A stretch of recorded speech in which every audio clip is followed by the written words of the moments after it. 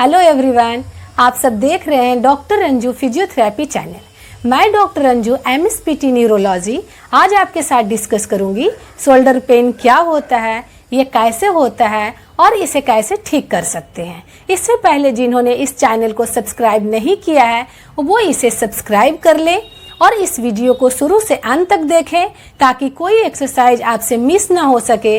और ये अच्छा लगे तो लाइक कीजिएगा, अपने फ्रेंड सर्कल फैमिली मेम्बर्स में इसे शेयर कीजिएगा ताकि वो लोग भी पेन से छुटकारा पा सकें। तो चलिए अब हम डिस्कस करते हैं शोल्डर पेन क्या होता है। यह ज़रूरी नहीं है कि शोल्डर पेन आपकी किसी बीमारी की वजह से हो। ये हो सकता है आपने ज़्यादा कंधे को इस्तेमाल किया हो, गलत तरीके से इस्तेमाल किया हो, मोंज, ऐंठन और गलत तरीके से सोने की वजह से भी हो सकता है। आज के लाइफ स्टाइल में, आज के दिन में 70% लोगों को कंधे में दर्द रहता है और 50% लोग ऐसे हैं जो हमेशा कंप्लेन करते हैं कि मेरे कंधे में 1 साल 6 महीना से दर्द होता रहता है। कॉजेज शोल्डर पेन किस रीजन से होता है? सबसे पहला है कि रेफर्ड पेन से हो सकता है, जिसको रेडिकुलोपैथी बोलते हैं, जो गर्दन में नसों पे दबाव होने की वजह से होता है। आपके कंधे में दर्द आ सकता है, रेडिएट करता है, मीन्स कंप्रेशन आपके गर्दन में है, दर्द आपके कंधे में हो सकता है। गर्दन की दर्द के एक्सरसाइजेज मैंने प्रीवियस वीडियो में बता चुकी हूँ और लिंक मैंने डिस्क्रिप्शन बॉक्स में दे दिया, आप वहाँ से देख सकते हैं। दूसरा आता है शोल्डर में चोट लगने की वजह से कोई हड्डी टूट गई हो तब भी आपको कंधे में दर्द हो सकता है। शोल्डर डिसलोकेशन होने से, शोल्डर में कोई इंजरी होने से, बहुत ज़्यादा यूज करने से, रोटेटर कफ टेंडन को टीयर होने से, जिसमें सुप्रास्पाइनेटस इंफ्रास्पाइनेटस माइनस्पेसिया टीयर हो जाती है, पेरीआर्थराइटिस होने से, फ्रोजन शोल्डर होने से, इम्पिंजमेंट सिंड्रोम और पेनफुल आर्क सिंड्रोम की वजह से भी आपको कंधे में दर्द हो सकता है। पुअर शोल्डर पोस्चर होने से, मीन्स आपका पोस्चर सही नहीं होने से शोल्डर का भी, उसकी वजह से भी दर्द हो सकता है। इसमें खुद से डायग्नोस करेंगे, सेल्फ टेस्ट करेंगे और पता करेंगे कंधे में दर्द क्यों हो रहा है। तो सबसे पहले हम देखेंगे कंप्रेशन टेस्ट। आपको सर्वाइकल रेडिकुलोपैथी है, मीन्स गर्दन में नसों पे दबाव होने की वजह से आपको कंधे में दर्द हो रहा है। तो सबसे पहले क्या करेंगे, आप कंधे को, गर्दन को अफेक्टेड साइड में रोटेट करेंगे। फॉर एग्जाम्पल आपको राइट साइड शोल्डर में पेन है तो आप गर्दन को राइट साइड में रोटेट करेंगे, उसके बैकवर्ड लेकर जाएंगे। इससे क्या होगा, आपको यहाँ पे शार्प शूटिंग पेन होगा, शोल्डर में, एल्बो पे और हैंड में शार्प शूटिंग पेन होगा। इसका मतलब है आपकी टेस्ट पॉजिटिव है, मीन्स रेडिकुलोपैथी की वजह से आपको शोल्डर पेन हो रहा है। और यदि आपको पेन रिलीफ हो रहा है, मीन्स निगेटिव है और आपकी सर्वाइकल रेडिकुलोपैथी की वजह से दर्द नहीं हो रहा है, इसे हम कंप्रेशन टेस्ट कहते हैं। दूसरा आता है ब्रैकियल प्लेक्सस कंप्रेशन टेस्ट। वो आपकी कंधे की और गर्दन के बीच में नसें दबने की वजह से होती है, इसीलिए इस टेस्ट को आपको पॉजिटिव आएगा तो वो पेन होगा और नहीं होगा पॉजिटिव तो आपको क्या होगा, दर्द नहीं होगा, आपको आराम मिलेगा। तो इसको हम रूज टेस्ट बोलते हैं। रूज टेस्ट में हम क्या करते हैं, दोनों हाथ को आप क्या करेंगे, 90 डिग्री तक अबडक्शन करेंगे, शोल्डर अबडक्शन 90 डिग्री रखेंगे, एल्बो भी 90 डिग्री में रखेंगे इस तरह से, और उसके बाद फिंगर को क्लोज और ओपन करेंगे, close close open, close open. इस तरह से आप 3 मिनट्स तक कंटिन्यूअस करेंगे तो आपको हाथ में भारीपन, रेडिएट करेगा पेन, टिंगलिंग सेंसेशन, नमनेस, सुनपन हो जाना, ये सारे सिम्टम्स आता है। इसका मतलब है कि ब्रैकियल प्लेक्सस कंप्रेशन टेस्ट आपकी क्या है, पॉजिटिव है। रूज टेस्ट पॉजिटिव है। नहीं आता है, इसका मतलब है कि आपको कोई और रीजन है जिसकी वजह से शोल्डर में, कंधे में दर्द हो रहा है।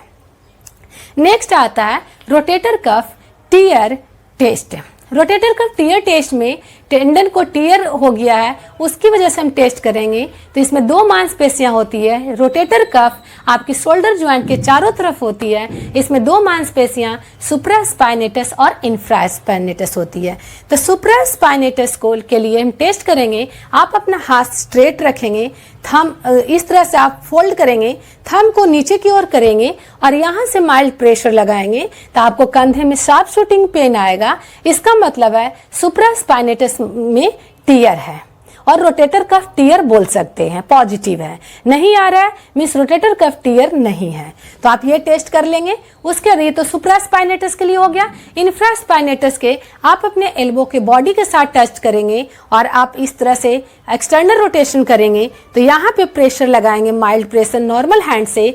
तो इस तरह से लेकर जाएंगे तो आपको पेन हो रहा है, इसका मतलब रोटेटर कफ टियर में इंफ्रास्पाइनेटस मसल्स में पेन है और आप इसे उसके अकॉर्डिंग एक्सरसाइज कर सकते हैं। नेक्स्ट आता है एसी ज्वाइंट। एसी ज्वाइंट क्या होता है? Acromioclavicular joint test.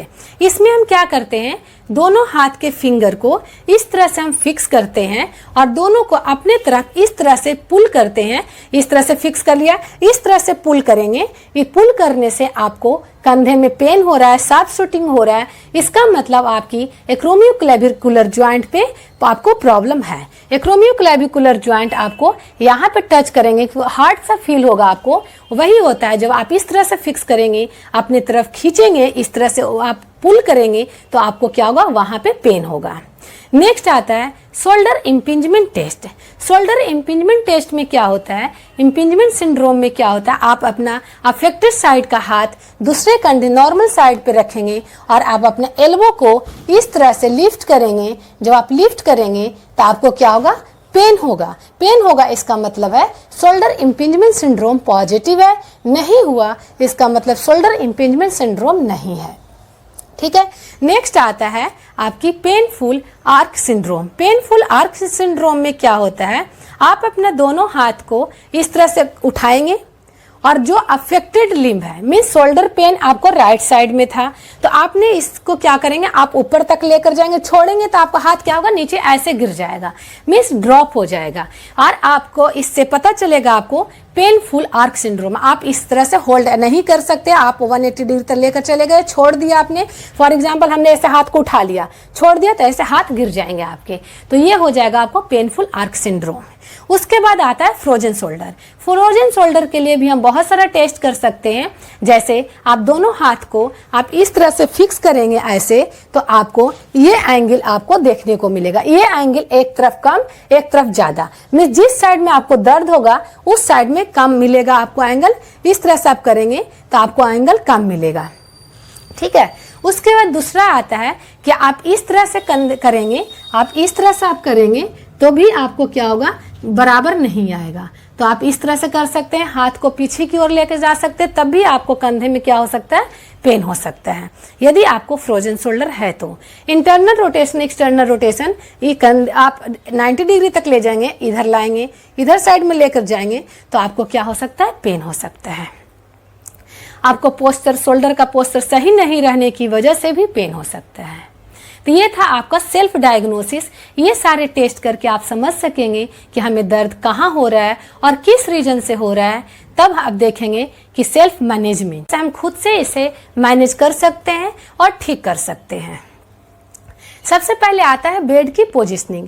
आप बेड पे किस तरह से सो रहे हैं। सबसे पहले आपको क्या करना है, आप जब भी आपको कंधे में दर्द दाहिने साइड में हो रहा है, राइट शोल्डर में पेन है, तो आप राइट करवट नहीं सोएंगे, आप लेफ्ट करवट सोएंगे और दोनों के बीच में एक पिल्लो रखेंगे, उस पर आप अपने हाथ को रखेंगे। तो इससे क्या होगा, आपकी पेन सबसाइड होगा, दर्द कम होगा। दूसरा आता है मैनुअल थेरेपी। मैनुअल थेरेपी में भी आप मैनुअल थेरेपी में एक टाइप है मसाज थेरेपी, आप उसे खुद से कर सकते हैं। जैसे एक्रोमियोक्लेविकुलर ज्वाइंट पे पेन है या यहाँ टेंडरनेस है, तो आप इस तरह से आप अपनी 3 फिंगर के जो पैड होते हैं उससे आप इसे रख करके आप इस तरह से सर्कुलर घुमा सकते हैं। इससे आपको वो टेंडर पॉइंट क्या होगा, धीरे धीरे कम हो जाएगा। यहाँ कर सकते हैं, यहाँ कर सकते हैं, यहाँ कर सकते हैं, क्योंकि कभी कभी ऐसा होता है ट्रिगर पॉइंट होने की वजह से भी कंधे में दर्द होता है, तो आप इस तरह से सर्कुलर करके आप मसाज दे सकते हैं और आप इसे ठीक कर सकते हैं। मेडिकेशंस, बहुत ज़्यादा इन्फ्लामेशन है तो NSAID दे सकते हैं, एंटी इन्फ्लामेटरी ड्रग्स ले सकते हैं आप। मोडलिटीज़ में आप हॉट फर्मेंटेशन, कोल्ड थेरेपी ले सकते हैं। बिफोर एक्सरसाइज और ड्यूरिंग एक्सरसाइज आप अपने गर्म पानी की सिकाई कर सकते हैं। आफ्टर एक्सरसाइज आप कोल्ड थेरेपी यूज कर सकते हैं। उससे क्या होगा, आपका जो आपने एक्सरसाइज करने की वजह से जो पेन हुआ है वो क्या हो जाएगा, सबसाइड हो जाएगा, ठीक हो जाएगा। उसके बाद आता है एक्सरसाइजेज। एक्सरसाइजेज में भी रेंज ऑफ मोशन को बढ़ाने के लिए, कि जैसे फॉर एग्जांपल कि आपके हाथ इतना से ऊपर नहीं जा रहा है, यहाँ आ रहा है, इसके ऊपर नहीं जा रहा है, ऐसे जा रहे हैं, तो ऐसे नहीं करना है आपको। इस रेंज को बढ़ाने के लिए आपको क्या करना है, पेंडुलम एक्सरसाइज करना है। आप इस तरह से खड़े हो जाएंगे, आप वॉल को या किसी चेयर को ऐसे होल्ड कर लेंगे और उसके बाद अपने हाथ को आप इस तरह से झुक के आप इस तरह से फॉरवर्ड बैकवर्ड इस तरह से आप एक्सरसाइज कर सकते हैं। नहीं तो आप किसी बेड पर पेट के बल लेट जाएंगे और साइड में हाथ को नीचे हैंग कर देंगे। आप इस तरह से आप अपने हाथ को ऊपर और पीछे, आगे और पीछे लेकर जा सकते हैं। आप हाथ में बोतल लेकर के आप इस तरह से सर्कुलर भी घुमा सकते हैं, क्लॉकवाइज और एंटी क्लॉकवाइज, इस तरह से आप मूव कर सकते हैं। ये तो हो गया आपका रेंज बढ़ाने के लिए, जिसमें पेंडुलम एक्सरसाइजेज हो गया। दूसरा आता है आपकी वॉल पे एक्सरसाइज करने के लिए, कि आप अपनी फिंगर्स को राइट हैंड में है तो आपको क्या करना है, राइट हैंड में है तो आपको क्या करना है, इस तरह से देखिए, आप अपने वॉल पे इस तरह से हाथ रखेंगे, इस तरह से हाथ रखेंगे। उसके बाद आप धीरे धीरे इसको हाथ को इस तरह से ले करके जाएंगे। यहाँ फॉर एग्जाम्पल दर्द स्टार्ट हो गया है तो आप क्या करेंगे, धीरे धीरे आप नीचे की ओर लाएंगे, इस तरह से ले करके आएंगे, फिर उसके बाद ऊपर वापस फिर लेकर के जाएंगे। इस तरह से आप लेकर जाएंगे तो आपकी शोल्डर की रेंज बढ़ जाएगी और धीरे धीरे पेन खत्म होने लगेगा। ठीक है। उसके बाद आता है कि आप अपने बॉडी के कंधे को, हिप को वॉल एंजल एक्सरसाइज बोलते हैं। आप इस तरह से खड़े हो जाइए। इस तरह से आप खड़े होते हैं तो आपका हिप, शोल्डर और गर्दन, नेक तीनों आपको वॉल के साथ इस तरह से टच हो जाएगा और आप अपने हाथ को इस तरह से अबडक्ट कर सकते हैं। इस तरह से मीन्स देखिए, वहां से आपको दिख नहीं रहा होगा हाथ, तो इसलिए हम सही यहाँ खड़े हो जाते हैं। देखिए, आप इस तरह से खड़े हो गए, हिप, शोल्डर, हेड टच कर दिए। आप इस तरह से आप क्या कर सकते हैं, आप हाथ को ऊपर ला सकते हैं और नीचे ला सकते हैं। ठीक है। तो इससे भी आपको क्या होगा, रेंज बढ़ जाएंगे और आपकी पेन भी कम होंगे। ये आप 8 रिपीटेशन कर सकते हैं, मीन्स 8 बार आप इस एक्सरसाइज को कर सकते हैं, 8 रिपीटेशन कर सकते हैं। उसके बाद रोटेशन के लिए आता है। रोटेशन एक्सरसाइज में आप इंटरनल रोटेशन, एक्सटर्नल रोटेशन करेंगे। कैसे करेंगे, आप अपने एल्बो को बॉडी के साथ टच करेंगे और अपने हाथ को इस तरह से बाहर की ओर और अंदर की ओर लाएंगे। ये आपका क्या होगा, ये भी 8 रिपीटेशन हो जाएगा। हाथ खुला रख सकते हैं, बंद कर सकते हैं, इस तरह से लाएंगे तो आपको इस शोल्डर पे आपको फील होगा। तो ये इंटरनल रोटेशन, एक्सटर्नल रोटेशन करेंगे, इससे आपकी कंधे की दर्द कम हो जाएगी और आपकी पेन फ्री होगा, आपकी शोल्डर की रेंज बढ़ जाएंगे। उसके बाद आता है सरकमफेरेंस के लिए। शोल्डर पे आप इस तरह से कर सकते हैं, सरकमफेरेंस के लिए सकते हैं क्लॉकवाइज और एंटी क्लॉकवाइज आप मूवमेंट कर सकते हैं। क्लॉकवाइज इस तरह से करेंगे, क्लॉकवाइज करेंगे, उसके बाद एंटी क्लॉकवाइज आप मूवमेंट करेंगे तो इससे भी शोल्डर पेन कम हो जाएगा, रेंज बढ़ जाएंगे, आपकी मूवमेंट इंक्रीज हो जाएगा, आपकी एक्टिविटी सही होगी। उसके बाद आता है पेक्टोरालिस मसल्स की स्ट्रेचिंग। पेक्टोरालिस मसल्स की स्ट्रेचिंग पहले भी मैंने बताया था कि आपको जिस साइड में पेन है आप इस तरह से वॉल के साथ टच हो जाएं और आप इस तरह से मूव करेंगे तो आपकी पेक्टोरालिस मसल्स की क्या होगी, स्ट्रेचिंग होगी। आप इस तरह से करेंगे तो क्या होगा, पेक्टोरालिस मसल्स की आपके स्ट्रेचिंग फील होगा। यहाँ पे ये हो जाएगा आपकी पेक्टोरालिस मसल्स की एक्सरसाइज। उसके बाद नेक्स्ट आता है आपकी टॉबल की एक्सरसाइजेज। टॉबल की एक्सरसाइजेज कर सकते हैं।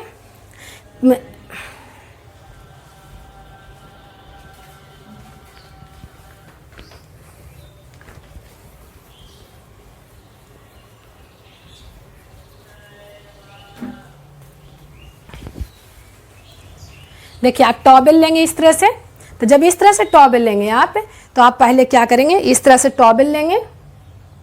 उसके बाद आप देखिए इस तरह से आप ऊपर उठाएंगे, नीचे ले जाएंगे, ऊपर उठाएंगे, नीचे लेकर जाएंगे। इस तरह से आप एक्सरसाइज करेंगे। फिर उसके बाद दूसरे साइड से आप करेंगे। आप उसके बाद इस साइड से आप इस तरह से कर सकते हैं, ये ऊपर ले गए, नीचे।